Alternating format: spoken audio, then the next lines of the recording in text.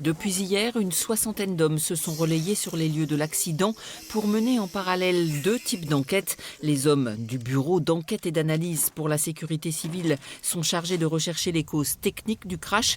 La gendarmerie, elle, travaille sur le volet judiciaire, le parquet de Besançon ayant ouvert une enquête pour homicide involontaire. Le but est de rechercher les éléments de preuve et pour ce faire, on se doit d'engager des experts en la matière. Et c'est pourquoi on fait appel à cette section de recherche de la gendarmerie et transport aérien.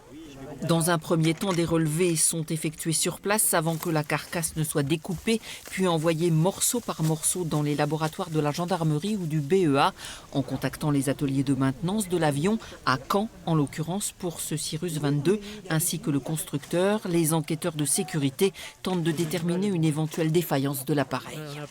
Sur ces petits avions, il n'y a pas de boîte noire, c'est trop petit. Par contre, aujourd'hui, on trouve de plus en plus de petits systèmes d'enregistrement dans les écrans d'affichage pour le pilote. Et si c'est le cas, on essaye de les trouver en espérant qu'ils ne soient pas trop abîmés ou pas trop brûlés. Dès ce soir, le travail d'analyse va pouvoir démarrer et on sait que dans ce type d'accident, il faut souvent des mois avant de pouvoir donner des éléments de réponse qui permettent de comprendre ce qui s'est passé.